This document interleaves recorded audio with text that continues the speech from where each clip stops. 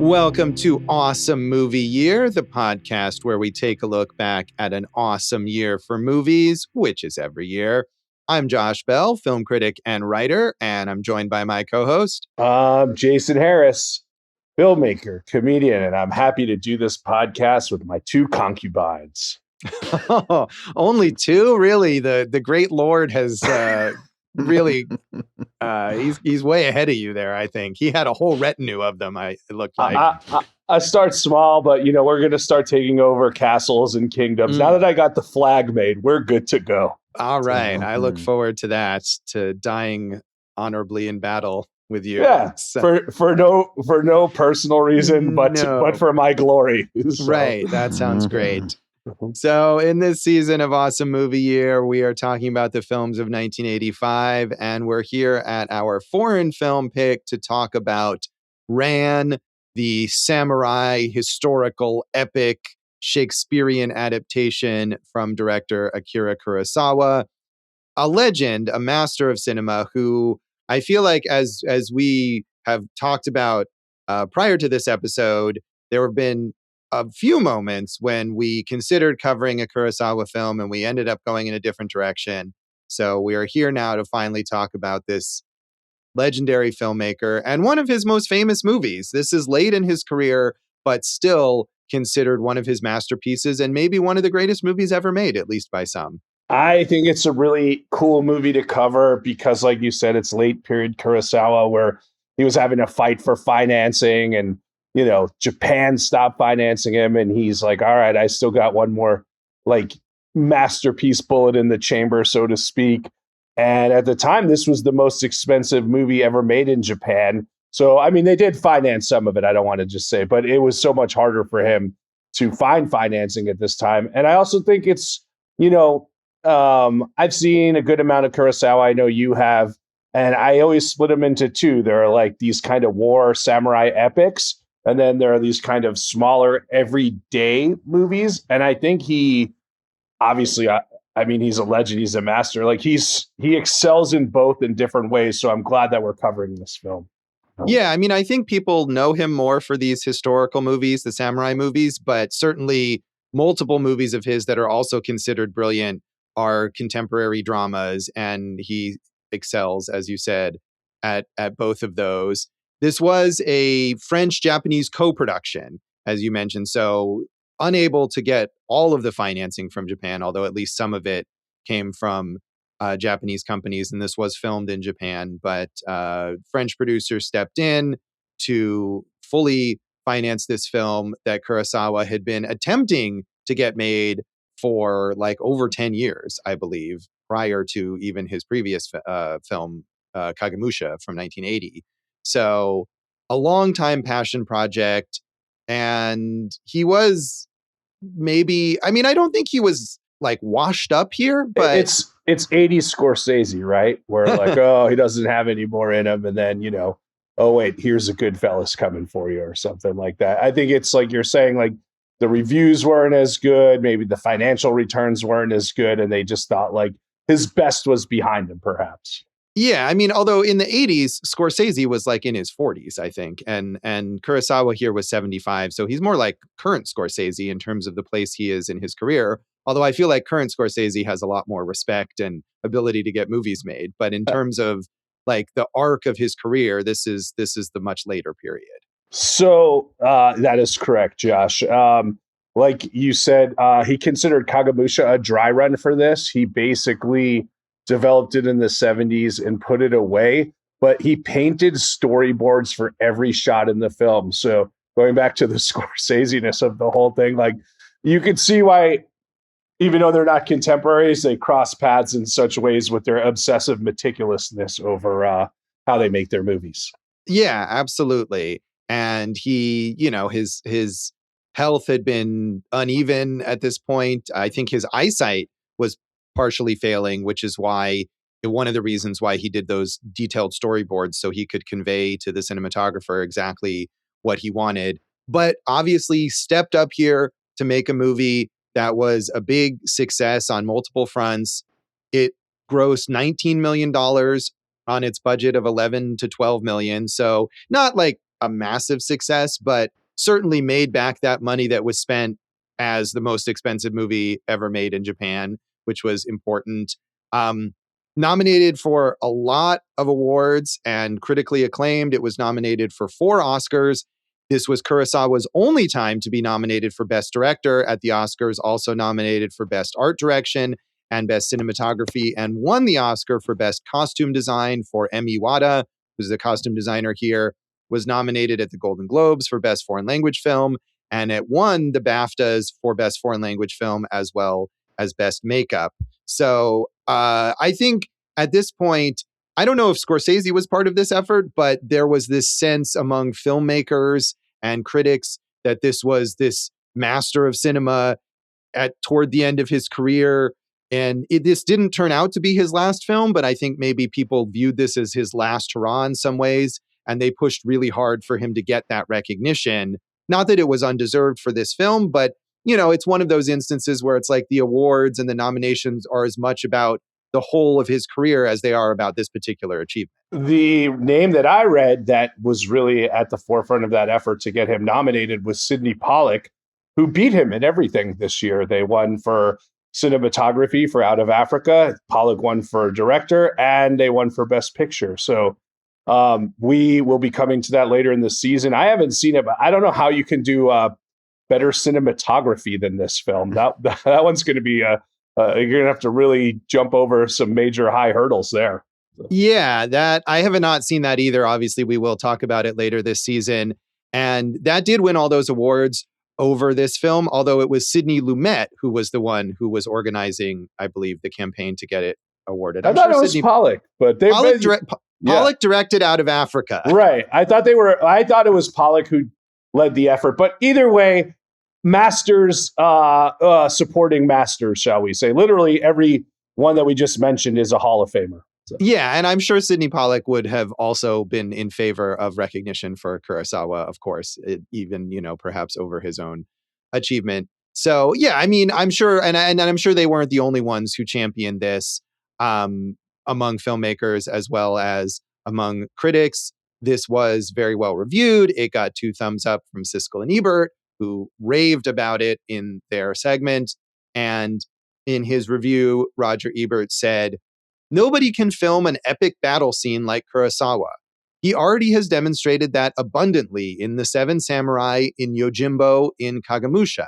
In Ran, the great bloody battles are counterpointed with scenes of a chamber quality, as deep hatreds and lusts are seen to grow behind the castle walls. Ran is a great, glorious achievement. Kurosawa often must have associated himself with the old lord as he tried to put this film together. But in the end, he has triumphed, and the image I have of him at 75 is of 3 arrows bundled together," which is one of these kind of metaphors we see early in the film about strength. Josh, which character did you correlate your life to in this film? I don't want to correlate myself with any of these characters who are not good people at all.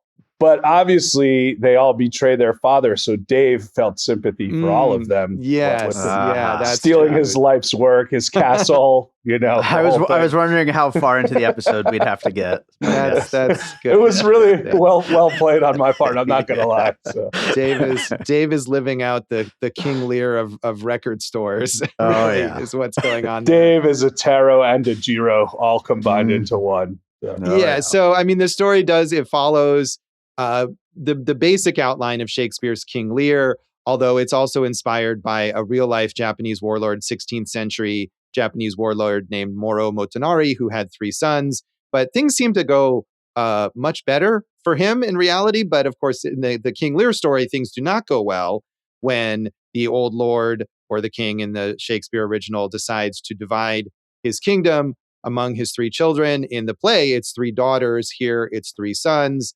And they all kind of get a bit greedy, get a bit paranoid. They fight each other. They fight their father. He goes a bit nuts. It does not work out well for anyone. Just a bit. Well, at least he made the women more likable. That's not true at all. The women are completely hateable in this thing, just as much as the fellas. There's one woman who is. There's really barely any female characters. Yeah, I'll get lady. You're right. There's the one who. But Moro Montanari sounds like it could be an Italian feudal lord to Moro Montanari. But Thank you. Did you ever study the daimyo, the feudal system, Josh? I don't think that I did. I never took anything about Japanese history in school. It's so interesting. I mean, it is interesting to study. This is during the Sengoku period, but the idea of like your whole life is dedicated to serving a king or not even a king, just a feudal lord, because at this period it was all civil wars in Japan. This house is taking on this house, and it's all battled through samurai and these crazy. It just seems like so. I can't wrap my head around it. Like, hey, this is what we've dedicated our lives to. I'm happy to die for this person who doesn't care about me, as we invaded Iran last week. But you do see that in this film, in the last battle, where it's really harrowing when the lead warrior goes up to one of the sons and he says, "Prepare to die. I will happily die with you."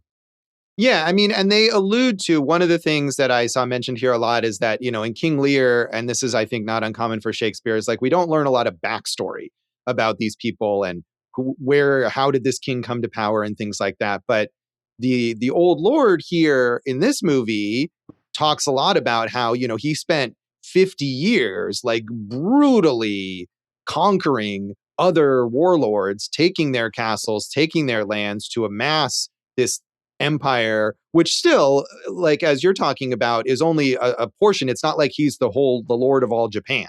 It's this particular area that he rules over, but he's had to kill and torture and do all sorts of awful things to get there. So we really understand that. And part of the sort of dilemma that he faces is he says, now I want there to be peace. And he has this good intention of passing his rule along to his oldest son. And the sons are like, no, we don't understand that. Peace? What? You never taught us peace. So we're just going to fight. I mean, this is, I think, a fair comparison, if totally in a different world. But it reminds me of Succession, the TV show Succession, because Logan Roy is a bastard and a piece of garbage, so to speak. But the difference is Logan Roy was really trying to hold on to everything. But what I was saying is like, the lead is a bad guy. All the people who betray him are bad guys. Are you rooting for any of them? Because I think that's one of the things that Kurosawa pulls off here is he makes you root for the old man, but the old man is a terrible human being, just like all the rest. Hidatora. Yeah, I mean, I think you're right, and we get that right at the very beginning. I mean, he says, "I've done all these terrible things," and I think the arc of his story is to realize the weight of those terrible things, and we sympathize with him because maybe he understands that this horrible situation is not created necessarily because of his decision to pass along his lands to his children, but because of the world in which he raised them, and that he created this environment where the only thing they know, the only thing they understand is violence and conquering. And I think that like kind of weighs on him. So he's sympathetic in that way, where they're not, because they're just embracing that world. Well, and that's what's interesting. We mentioned the female who is married to Terao, the oldest son who first takes power, and her whole family was murdered by Hidatora, and also, so she basically ended up, I don't even know, like as a young, what would she be at that point before she marries him? Like they let her live. And then she just goes to the kingdom. And then when she's old enough, they get married. Is that what it is? Right. Well, it wasn't clear to me like how young she was when her family was killed, but I feel like that was a common thing. I mean, this is, like Game of Thrones or whatever, right? You kill, I mean, she didn't have to go anywhere because as she says, the main castle used to belong to her family. Right. So she stays there, and maybe she was young enough, or because she's a woman, they spare her, and they are able to sort of legitimize their rule, not only by having killed the previous ruler, but by marrying the daughter of that ruler to the son of the conqueror. And I feel like this is a common thing, not only in feudal Japan and in Westeros, But I mean, in the medieval period, in so many places in Europe and elsewhere, where this is how you sort of consolidate power, and she just has to accept it, which clearly she doesn't, and that's what makes her an interesting character. Yeah, and again, it's one of those things where you should be rooting for her, but she's so unlikable, I on kind of did purpose. root for her in a way because she's so brazen about it. The reason I thought she was a kid is because we meet her brother, who's blind, who they let live as a child when they killed the entire family, and the reason that Hidetora let him live was only if he gouged his eyes out, because the thought is, you can live but you can't come after me. But just a sad existence. I like these movies where like everyone is like, at one point one of the soldiers says, "We are living in hell," and I was like, that is the theme of the movie. And I like movies where there's no relief and no one's like, they have it bad, but things are good over here. It just gets worse and worse for everyone the whole time. I think of like a Melancholia or something like that. Yeah, and I think you're probably right about that, related to Kaede, her brother, who was blinded, that maybe they were both children. But of course, as we see again in a lot of these kinds of stories, being a child is no impediment to becoming betrothed, and it's possible that Terao himself was also very young at the time. But the Lord decides they will marry, and when they get to a certain age, they marry, and that keeps the power in the family. The nice thing is, as we reflect upon today's society, is that we know children are now protected by the government and by those in power. So I'm glad that we got that right. Yeah, there's no Jeffrey Epstein figure in this story, but I mean, would you be shocked if there was? I would not. No, this is definitely the kind of story we're telling. So other critics were positive, but a little more mixed. Paul Addonazio in the Washington Post said, director Akira Kurosawa's own grapple with old age lends a special poignancy to Ran, his 3-hour epic of an ancient Japanese warlord losing his grip, and a certain irony, for Kurosawa is clearly in command of all his powers. Ran is a definitive piece of work from one of the world's major directors, perhaps self-consciously so. It's impressive and profound and vaguely dull. But if it's sometimes slow going, it also has moments of cinema so heavenly you'd think Kurosawa already had passed into the next world. Ran suffers by comparison with King Lear. Kurosawa's visual virtuosity is no substitute for Shakespeare's language. But with images like these, he gets at something about the horror and hopelessness of being a man that is particularly his own. So a few things. One, we keep talking about like, oh, this is the old master, kind of telling a story that is personal to him. I wonder, like we said, it took him 10 years to get it off the ground. So he was in his 60s as opposed to his 70s. Maybe that thinking would have been different if it was made in the 70s, as opposed to in his 70s. The other thing that I wanted to bring up there is this idea of King Lear, because it is totally like a match for King Lear, as we all know that. But Kurosawa says when he was studying that feudal lord, he's like, in his mind, it clicked. Oh, well, what if the sons weren't loyal sons? What would that look like? So he started writing, and when they brought King Lear to his attention, it was like he said, it was just serendipity how they kind of connected.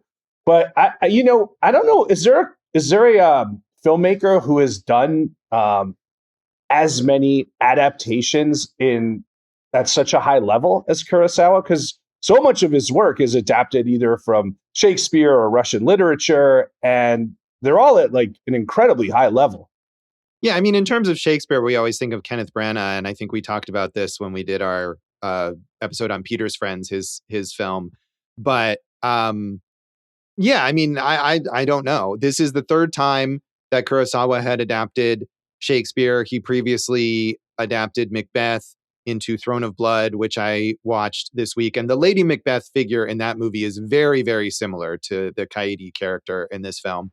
And adapted Hamlet into a film called The Bad Sleep Well, that's a contemporary story. Throne of Blood is another historical samurai piece. The Bad Sleep Well takes Hamlet into a modern context, and I've not seen that one. But watching Throne of Blood, like a few days before this, they're very, very connected. And I think the Shakespearean storytelling, I don't know how it works in The Bad Sleep Well in a modern sense, but the Shakespearean style seems to fit very well with this equally bombastic, maybe slightly stilted samurai type storytelling. That's how I felt about Ikaru, which I just watched this week in preparation, which is adapted from a Russian story in, I think, the 1800s. But the idea of how the government controls everything but doesn't control anything because they don't do anything. I mean, they control everything by not doing anything.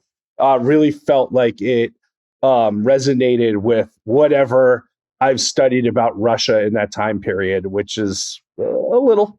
I've studied a little, but not, I'm no expert on it. So, And Kurosawa, I think, was definitely a devotee of Russian literature and did make, during this period between from 1965 to 1985, when he made this film, where he was having a lot of trouble getting movies made and didn't make a lot of films and was struggling for financing. He did actually make a film in Russia, in Russian, called Dersu Uzala, I think, which I've not seen.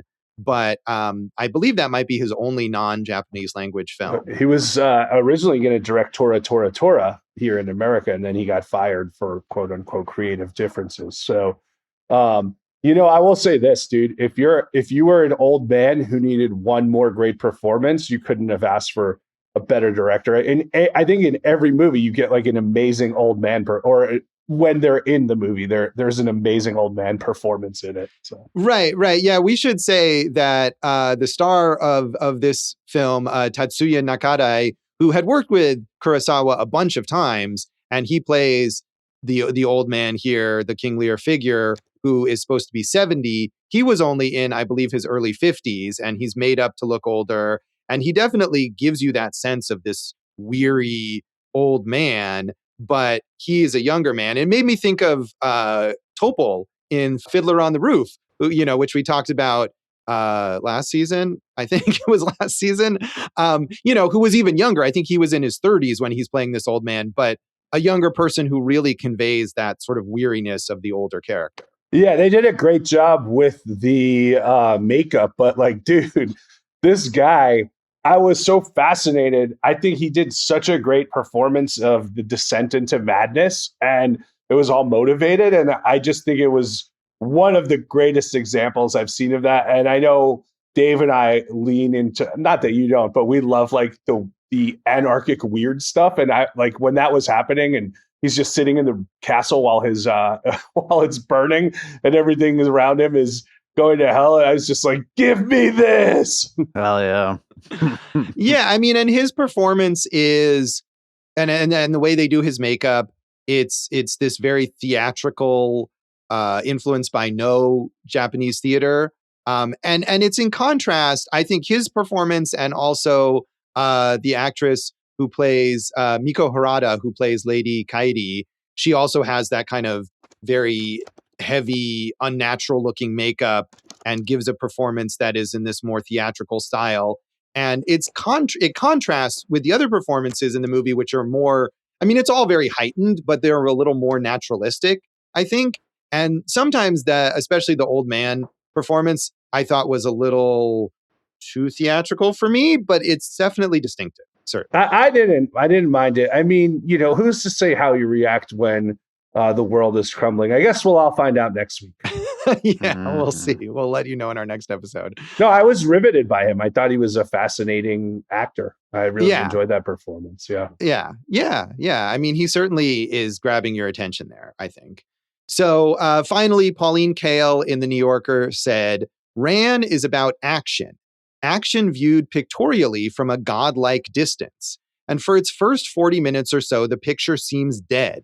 It still has 2 hours to go, though, and I found myself becoming attuned to its magisterial style and the measured preparation for the choreographed scenes with their color-coded troops. Kurosawa's approach has its flaws and its peculiarities. That long opening that makes you drowsy is a heavy dose of preparation, and there are too many sequences where you wait for the point. This epic is static, but it deepens, and it has its own ornery splendor. Kurosawa's pride in his command of the medium is indistinguishable from his command of the elements. Yeah, I agree with Polly and Kale. Like this took me a while to get into, and I was like, "What? Come on, like let's go."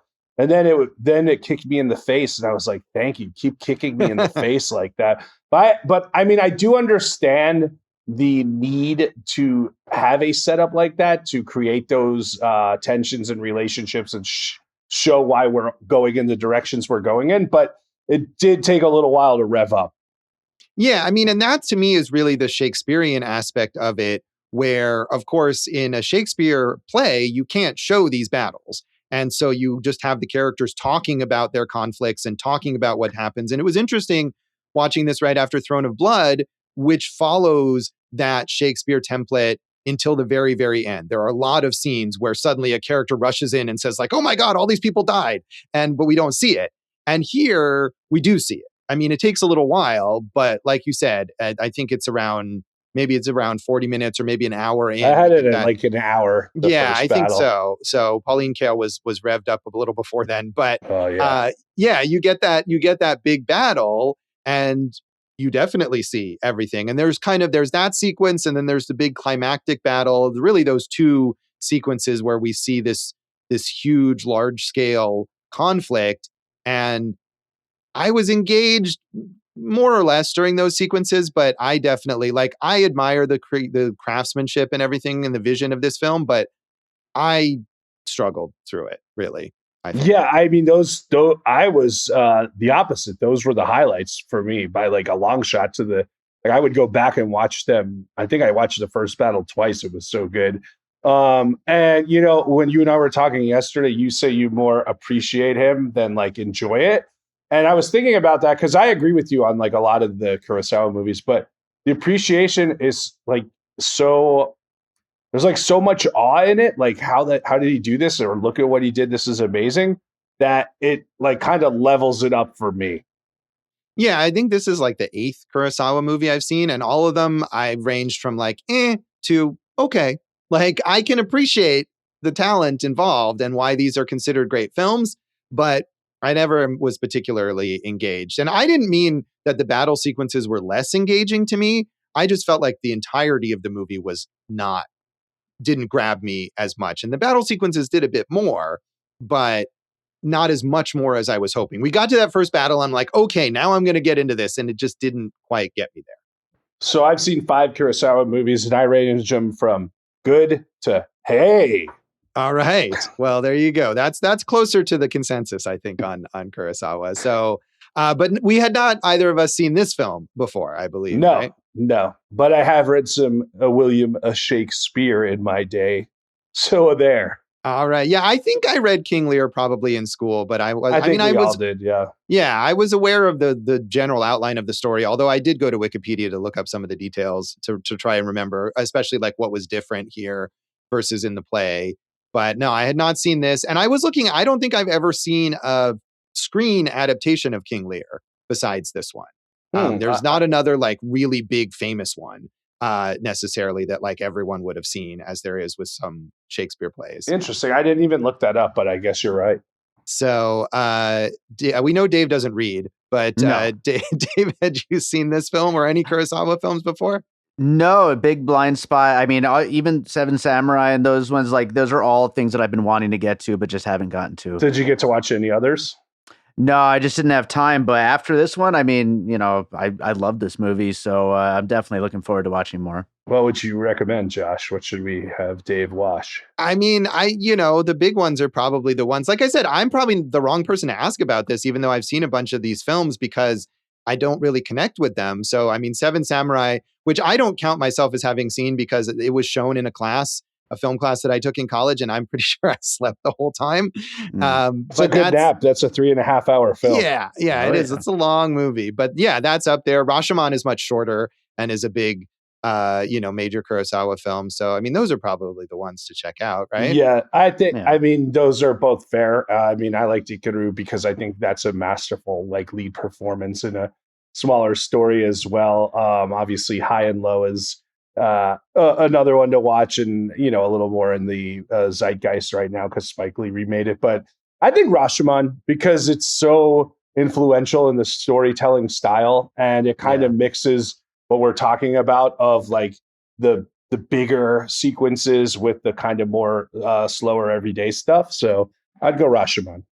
Yeah, and it's not 3.5 hours long, so that's it. Yeah, but Ikaru, dude, that lead performance just blew me away. Yeah, that was Takashi Shimura, I think it was. Yeah, I'm not sure, but yeah, I had seen there's a remake of that as well, a recent remake called Living with Bill Nighy, which I actually watched before watching Ikaru, and I ended up liking more, but maybe that was just because I was already familiar with the beats of the story by the time I watched the second one. But that is an interesting, and again, there's this sort of like real split between the historical samurai movies that are probably the most famous, and then those contemporary dramas, which are just as good. And High and Low is one of those, which I haven't seen, nor have I seen the Spike Lee. Well, whatever movie you pick, Dave, you'll probably catch some actors that you would see in other Kurosawa movies, because he's definitely one of these like directors who has his own company of actors that, they are legendary pairs, like a De Niro Scorsese, right? Mifune and Kurosawa. Yeah. And Mifune, he's not in this movie, but he is the star of Throne of Blood and is very good in that. It was written for him, though, right? Hidetora part. So anything else you want to say about the background of this movie, Jason? Nope. All right. Well, we'll come back and get some more general thoughts on Ran.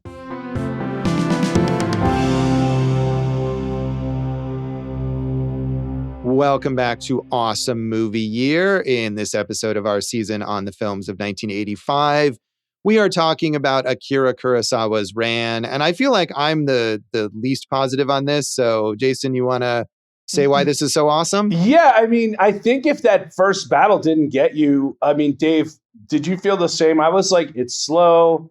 I'm just like kind of dealing with it.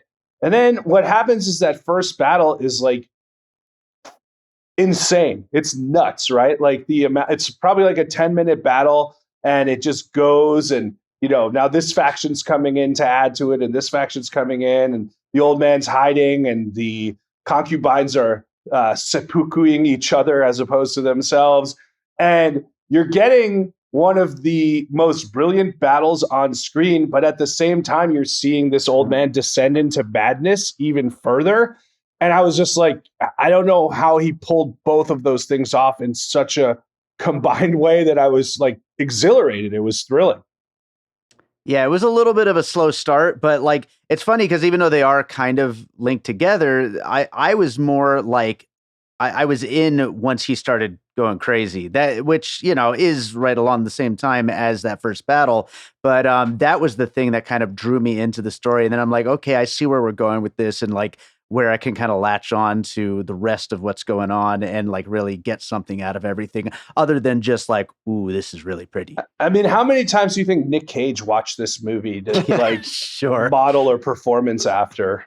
Yeah, I mean, that very theatrical style, certainly, like Nick Cage doesn't really give naturalistic performances, and that's fine. And I think, we've talked about, probably especially when we've done seasons, further into the past, like the more theatrical or unnatural older style of acting in Hollywood films. And I often really like that. Yeah. But I don't know, for me, and it's weird because I would say it's a split. Like the style with the old man, I didn't connect with it as much. And maybe that's because you want to feel for him more. Like I was saying earlier, right? That descent into madness, like it's sad.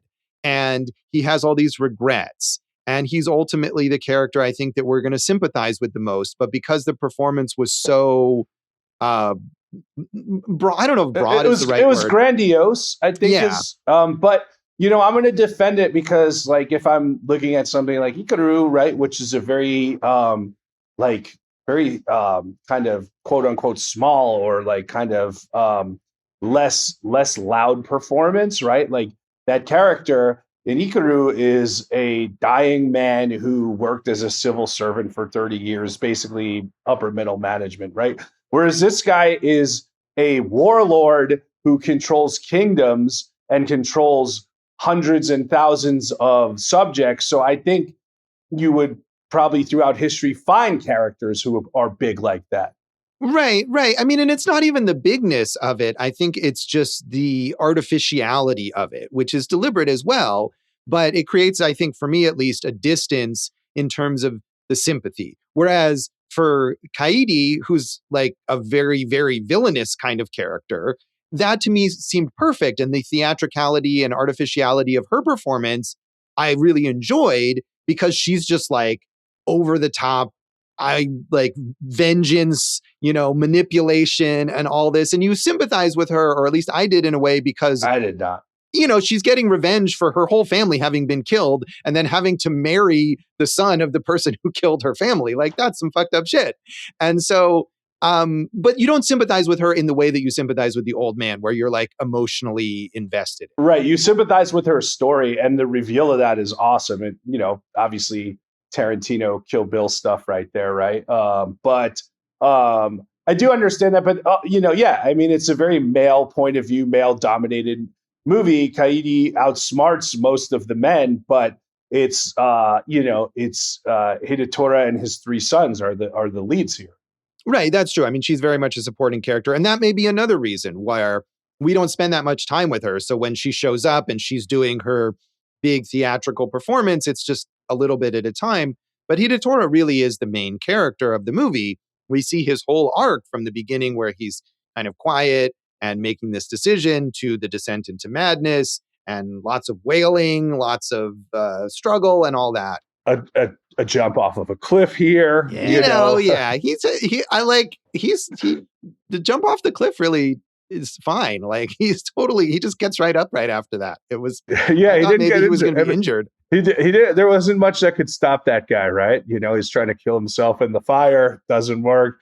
Comes out of the castle while guns are being shot at him. I also thought that was interesting because we're talking about, I think, like the 1570s here, maybe, right? So you had something like that. So you had, guns, but not in the way that we would equate today. So I thought that was another effective element of these battles, is the heightening of, the charging soldiers, the horses, the swords, the lighting on fire, and eventually the guns.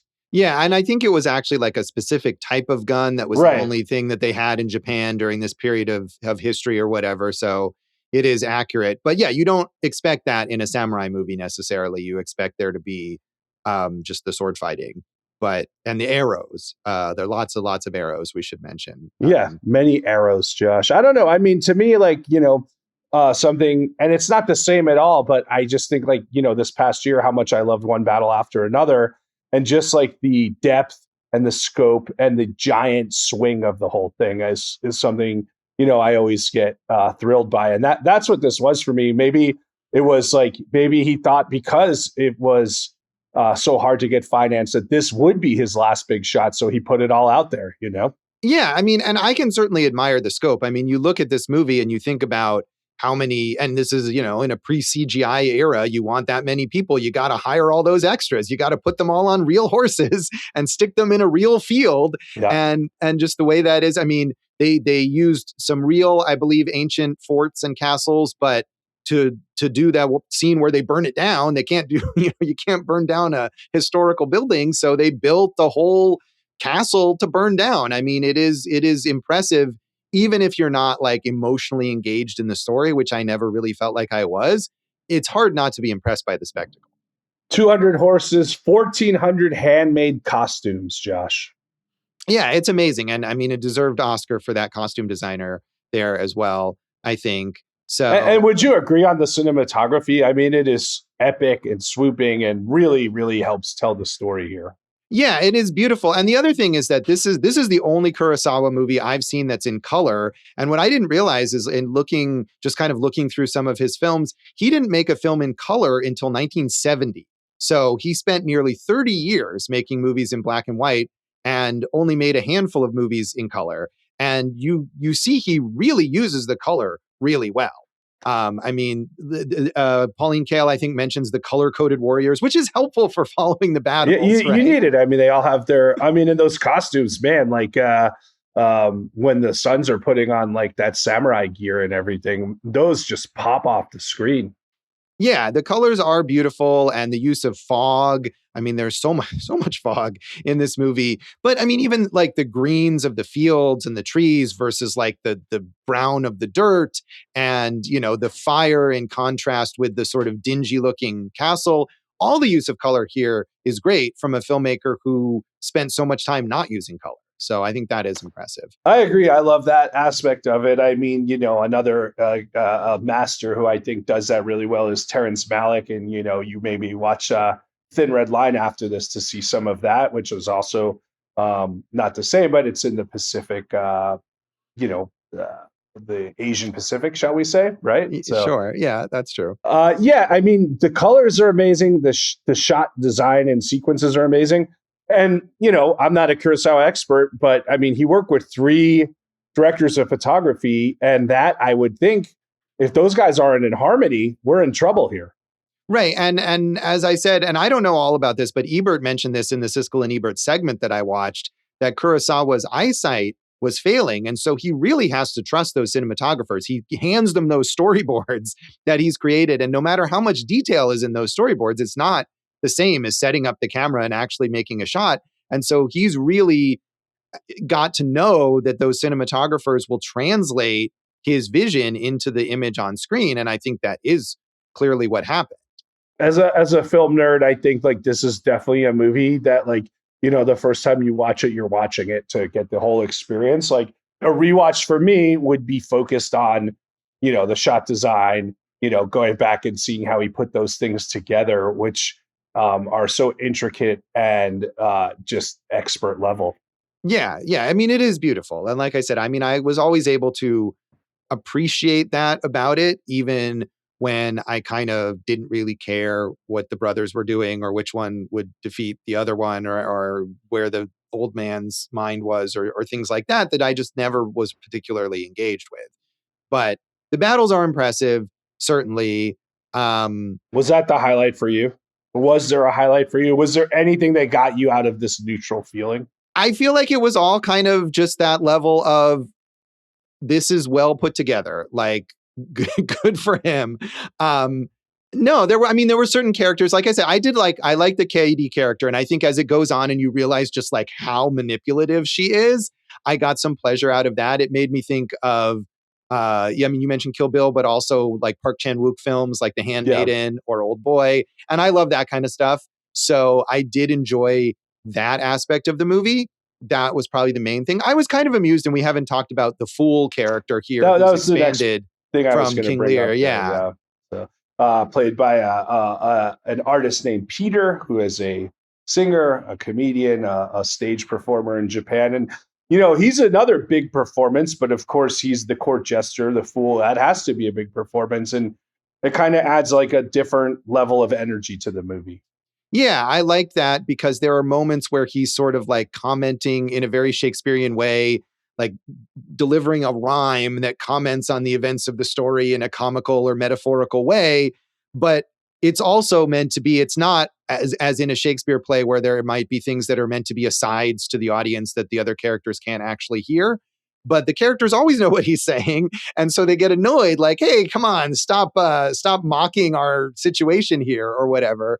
But then also over time, he's not so distanced from it. Like he really cares about Hidetora and gets really worked up when Hidetora is going crazy or is in poor health, and is the one person who stands by him throughout the entire story. I become basically his his caregiver at that point in time, and is another example of how everyone's highest calling is to serve their king in this land at this time. Yeah, no, that's true. I mean, and then no one seems, that's one aspect that you don't really have. I mean, there's this conflict between Hidetora and the sons, but they're all rulers, their conflict is because they want to rule and they want to get rid of the other person. But I don't believe there was any moment where any of the non-ruler characters are like, hey, buddy, I don't want to do what you tell me to do, or no, I'm not going to go into battle and die for you. No, because 2 advisors betrayed Hidetora to go to one of his, falsify an attack to send him into battle against his son. And then they ended up, they betrayed Hidetora to go to, I think it was Terao at that point, and then Terao kicked him out because they're like, if you would betray my dad, what makes me think you wouldn't betray me? Right. But again, it's like they're betraying one lord so they can follow a different lord. But right. It's a very political game like the eunuch in Game of Thrones, right? Yeah. Yeah. But they're not saying, hey, maybe following lords is not the way to live your life, I suppose. So, no, it's just an interesting dynamic. And we do get, I mean, we don't see the lives of the peasants. We have like that one scene where Tengo, who is the sort of advisor character who stays loyal both to Hidetora and to Saburo, his son, who is the exiled one, who ultimately turns out to be the one who seems to care the most. But Tango brings in these peasants who offer food, and Hidetora is like, oh, a lord or a warlord or a warrior or whatever it is would rather die than accept charity, which is of course ridiculous. Yeah. But we never see the perspective of these peasants. They just are kind of there, and then they're gone. Yeah, I mean, you got to watch Seven Samurai for that, I think. Right. They give you that kind of village life and also the samurai perspective. But no, yeah, this is it's a four-hander, quote unquote, in the grandest, most epic sense. Yeah. So Dave, I wanted to add, like, the score in this movie is also quite impressive, right? I mean, I assume that's something you noticed. Yeah, fantastic. And like really, along with the cinematography and that use of color and all that stuff, like really just makes this just incredibly gorgeous movie all along. But then, yeah, so I loved all that. And then also, to bring it back to the old man who is just so great. I was also thinking of like Wes Anderson's father characters, like Phoenician Scheme and Royal Tenenbaum. And like, I feel like those are probably very inspired by this in a way, like in this guy who's just kind of looking back at just how much he messed up his kids, basically. Like, I got a lot out of that too. Yeah, I mean, there's an easy way, and some King Lear adaptations, other King Lear adaptations move it into the story into a contemporary setting, and there's certainly that aspect. And Jason, you mentioned Succession, which of course is influenced by King Lear, and I think it's easy to adapt that kind of story or those relationships and those emotions into that modern context, definitely. The music is by Toru Takemitsu, who's one of the most well-known film composers ever. I mean, when we were watching it, I think we were all like, yeah, this is definitely Gustav Mahler influence, right? We were all on top of that one. That sounds right to me, sure. But I mean, I'm just reading from my research at this point. Okay. Of course, I mean, we knew that. I believe that you're familiar with the music of Gustav Mahler. Oh, I'm definitely not. But I did like reading about this technique or this Japanese idea in music called ma, which is a surplus of energy surrounding an abundant void. And it's really like such an esoteric concept, but I think it really worked incredibly well for this sound, not just the score, but the sound design. Yeah, I mean, and it's interesting, like that, the first big battle that you were talking about, Jason, like it's all silent with just the score. I mean, we don't hear the sounds of fighting. We don't hear people's voices. We just hear that score. And I think that changes the emotional effect of it versus just like awesome battle, cool fighting that you might have thought. And that is more in line with what we see in the final battle. I think so. Takemitsu, I found this quote from him that is like one of the most like totally like artisty quotes that you would find. He said, overall, I still have this feeling of, oh, if only he'd left it more up to me. But seeing it now, I guess it's fine the way it is. Like, I think so. Maybe it is. So, Yeah. I mean, wanting to assert his own vision for how this should work. But I feel like, I mean, it's not like Kurosawa didn't use his score or didn't, prominent. I just think of it like, Born to Run, 6 months they're working on it. I guess I'll put it out, or Born in the USA. Or for me, I had 2 television pitches once, and like one got like into development. And I was like, what about the other one? It's just a very like, as an artist, you're always trying to protect your babies, I guess. Right. Or always, never completely satisfied, right, with the work that you've done, because you're always thinking about what could you do next that would be better. Or what could you have fix done? This a little more? Yeah. So you see, I was able to compare a Kurosawa score to some of my reality TV pitches. So really, I have nothing else to add to this entire show today. And you brought Bruce Springsteen in. That's always important as well. No, I mean, it's an artist that I know who's, really fine-tooths his work to the point where it's like, hey, dude, just leave it be. It's great, Right. And I think Kurosawa's perfectionism is one of the reasons like that he got fired from Tora Tora Tora. Yeah, exactly. Because it's like, okay, like you're bankrupting our production because you are going overboard with how exacting you are about this specific stuff. And that he kind of had to maybe scale back on that in order to get movies made in the later part of his career. And, not that this wasn't carefully planned or anything. And I'm sure he had the money that he needed for this, but had to humble himself perhaps a bit in order to get these movies made. And we've seen that, mid-'80s Scorsese, you wonder Kubrick in the 90s, Eyes Wide Shut, how, they managed to pull it off, but it takes a lot. Right. But is worth it in the end. So should we rate this out of 5 samurais? Sure. But there's 7 samurais. I've seen the movie, Josh. Yeah. But only, how many? Like hundreds, I guess, in this movie. In this one, yeah. So I got 3.5 samurais, and those battle sequences get 27 samurais for me. Right. Nope, 30. We'll move it up to 30. Yeah, I mean, it's just so thrilling. And like I said, the highlights to me are those sequences and Hidetora's descent into madness. I'm going to give this 3 samurais out of 5. Like I said, I just, I think I've seen enough Kurosawa to realize it's just not my jam exactly, but I appreciate the artistry on display. Dave, how would you rate this? I'm going with 4 samurais. All right. Yeah, really liked it. And that little jump off the cliff definitely gave it a little extra notch for me. Well, if you combine your score and Josh's score, you have 7 samurais. All right. There you go. Dave, Jason doing some math there. So we'll come back and talk about the legacy of Ran.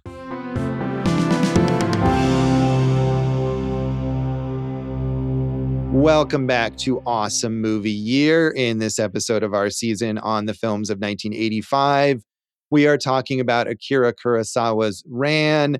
And as we've said, this is toward the end of Kurosawa's career, and this is really the last sort of quote-unquote masterpiece of his. He made 3 more films after this before he died in 1998. Dreams, the next film he made, is a fairly well-known one. I haven't seen that. And then Rhapsody in August and Madadayo was his final film. Those two not exactly well-known, but I mean, he was it seems like he was kind of reinvigorated by the success of this film, and at that age, he was like, okay, I'm not stopping. I think that, we're talking about Scorsese so much, but I think, like, for example, when The Irishman came out and a lot of the reviews or the response to that was like, oh, this feels like Scorsese's, final statement on the genre that he's most known for. And it sums up his whole career. And he's like, hey guys, I'm still here. I'm going to make some more movies. Or when Steven Spielberg made The Fabelmans, the same kind of thing. And it's like, no, I'm not done yet. And that seems like where Kurosawa was as well. Yeah, I think that's a really good comparison there. I remember I had a teacher in college who was a screenwriting teacher, and he said, like, he found some quote at like Kurosawa when he was 88, and he's like, I am only now just understanding the art of film, right? And it's like, that's the beauty of art, right? You can keep challenging yourself and learning new things and trying to do different things to express yourself. But I do think you're right, like, and that's while he's not my favorite director, let Clint Eastwood release his movie, guys. Well, he did. I mean, I don't know if Clint Eastwood is working on anything else, but yeah, I mean, he's another example. And there were Eastwood, especially, even more so than Spielberg and Scorsese. There were probably like 5 movies that Clint Eastwood made where at the time they came out, the reviews were like, and this is Eastwood's final statement on this or that. Unforgiven was that, right? So, yeah. Like 30 plus years before he actually, I mean, if Juror Number 2 is his final film, that was, like 30 plus years later. So Kurosawa kept going. He did win an honorary Oscar in 1990, although I don't believe ever won a competitive Oscar, was nominated this year for Best Director, but didn't win. And I mean, I think by the time he got here, we had all of these people kind of promoting him and supporting him. And I know with Dreams, his next film, he also had some major American filmmakers. I forget, I think maybe George Lucas was involved in kind of helping him get that made. So, and George Lucas, of course, owes a lot to Kurosawa and The Hidden Fortress. Nah. One thing I read that was interesting is, we keep talking about like, hey, it's a movie about himself and everything, but the fight scenes here were kind of his interpretation of Japan post Hiroshima and what a fallout of a nuclear war looks like. And I think he got, like, you really get that expressionistic point of view there. Yeah, and like you said, that one line when one of the soldiers is like, "Oh, we're living in hell." I mean, I'm sure trying to rebuild your life in a country that's been bombed, has had 2 nuclear bombs dropped on it, has to feel that way, I would think. Well, we'll find out soon enough. Yeah, that's great. So a lot of these actors, as you mentioned, worked with Kurosawa either previously or later. Tatsuya Nakadai, the main one who plays the old man, he collaborated with Kurosawa 5 times, and almost all of these people were major stars in Japan. Nakadai kept working all the way into the 2020s. Jinpachi Nezu, who plays one of the sons, he had also been in Kagemusha, continued to work in Japanese film and TV into the 2010s. Akira Terao, still working in Japanese film and TV. Also, Mieko Harada, who plays Lady Kairi, also still working. So, I mean, he wasn't as popular or as supported in Japan in this period as he was previously, but it's not like he had trouble getting the top actors of the time to work with him. Well, what I know is that Dave needs to learn Japanese so he can listen to Hitoshi Ueki's comic jazz band, the Crazy Cats. Ooh, sounds good. I mean, if it's jazz, I wonder maybe they don't even have vocals. It's comic jazz, Josh. Oh, okay. Well, I guess you got to have some jokes in it, unless it's just like wacky, like slide whistles or something. Or that just fun. Jazzy cat noises. That could be that. I feel like that's Dave's next Pup Pups album, right? Jazzy cat noises. I feel like I need a slide whistle. Everyone needs a slide whistle. Yeah. So Josh, when we keep talking about the dedication of these like directors to their craft above all else, during filming, Kurosawa's wife of 39 years, Yoko Yaguchi, died during production. He halted filming for 1 day to mourn before resuming work. Yeah, I mean, and that's dedication, or I mean, I don't know if we need to admire that. It depends on your attitude. Well, I mean, not the same, but when I was acting in a show on the Strip and my mom died, I didn't miss one show. And I think I just needed that for like the regularity of like, hey, I don't know how I'm dealing with this, but I know I can at least have this to give me some normalcy right now. Right. Yeah. I mean, I don't want to criticize anyone's grieving process. And maybe, his wife was, one of his biggest supporters and would want to see him film or finish his film and all that. So however that worked for him is fine. I mentioned, there isn't like a definitive adaptation of King Lear, or if there is, it's probably this. But certainly it's been adapted numerous times since this came out. I mean, some notable ones, 1,000 Acres from 1997, which is a contemporary adaptation. The BBC has adapted it, starring Ian Holm as Lear, as well as starring Anthony Hopkins as Lear. Some obvious choices, perhaps, but good choices. There's a TV movie from 2002 called King of Texas that stars Patrick Stewart as a Southern King Lear. I'm not sure how that would work out. And a 2017 film called The Lears, which stars Bruce Dern as the King Lear figure. So I have not seen any of these, but definitely a story that people come back to again and again. Pretty pumped for the Taylor Sheridan reboot of King of Texas. Yeah, I could see that. Taylor Sheridan would probably be like, no, I got to rewrite Shakespeare. He's not up to my standards, I feel like. Do you have a favorite Shakespeare adaptation, Jason? That's a good question. I mean, I do love Branagh's Hamlet, but tough to not pick 10 Things I Hate About You. Yeah, I wrote down 10 Things I Hate About You as well. I also really like Julie Taymor's Titus with Anthony Hopkins as well. And The Tragedy of Macbeth, the Joel Cohen version, which was fairly recent. I think it looks great, but I didn't love that film. Yeah, it does look great. And I think for me, it's not just this movie. or Kurosawa, like I feel like I'm often like, I'm not emotionally engaged in Shakespeare storytelling, especially if it's using the original language. And maybe that was the case, but I just thought that Joel Cohen version, it reached me, especially like Denzel Washington's performance in that movie. Oh Even yeah, if I don't, he just balls out in that. yeah, he's fantastic. And I did also note, although I haven't seen this in a really long time, the Michael Almereyda version of Hamlet starring Ethan Hawke, where he does the to be or not to be speech in a Blockbuster video and is this kind of cheeky modern adaptation, which I enjoyed. Yeah, I'm surprised that those are some of your picks there, Josh. But I knew you weren't going to pick Romeo and Juliet by our friend Baz Luhrmann. I've actually never seen that, but I hate Baz Luhrmann, so I'm sure I would not pick that. Dave, have you heard of Shakespeare? He wrote Hamnet, right? Yeah. How about Clueless? That is a Jane Austen adaptation. Oh, is it really? Yeah, it's based on Jane Austen's Emma.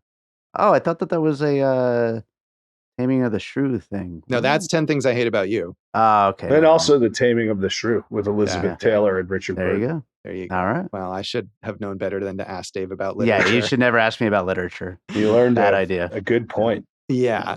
So anything else you want to say about the legacy of this film, Jason? No, I mean, pick a Kurosawa movie. We mentioned 5 or 6 of them. Watch one of the epics and watch one of the smaller ones. And then if you're feeling as interested as we are, keep going. But I think you at least owe it to yourself to watch one of each. Yeah, I mean, and I'm glad I've seen all that I've seen, even though I probably won't see another until we do another episode on a Kurosawa film. But we'll get there. Well, I mean, they're it's an effort and they're exhausting in an artistic way. So. Yeah. So that is Ran, and that is this episode of Awesome Movie Year. You can check us out online and on social media. Invade our online fortress. Yes, indeed. AwesomeMovieYear.com. Awesome Movie Year on Facebook and Instagram. If you watch one of our films on the Letterboxd, you go and you tag it with the Awesome Movie Year right there. I'm on Letterboxd. Go for Jason. I'm on all the socials, Jason Harris Comedy or Jay Harris Comedy. You can check out some old things from me at joshbellhateseverything.com, including possibly from the first time I watched Rashomon, long ass time ago. I'm at Josh Bell Hates Everything on Facebook, at Signal Bleed on Blue Sky and on Letterboxd. And check out our producer David Rosen's awesome podcast, Piecing It Together. Check out Piecing It Together wherever you listen to podcasts. Follow me on social media at Piecing Pod. And since Jason mentioned it earlier, come check out Wax Trax Records, the record store that I stole from my going insane father. Well, in Dave's defense, he was going insane before Dave usurped the business. So that's true. And you don't have any siblings that you have to murder in order to take it over. So that I would have, definitely. So, Jason, what's in our next episode? Josh, I heard it through the grapevine that we're going to be covering an animated film by Will Vinton, who created the California Raisins. This one's called The Adventures of Mark Twain. It's stop motion. Let's go. Tune in next time for The Adventures of Mark Twain, and thanks for listening to Awesome Movie Year. Thank you for listening to Awesome Movie Year. Make sure to follow Awesome Movie Year on Facebook, at Awesome Movie Pod on Twitter, and at Awesome Movie Year on Instagram. And if you like the show, review us and rate us with 5 stars on Apple Podcasts.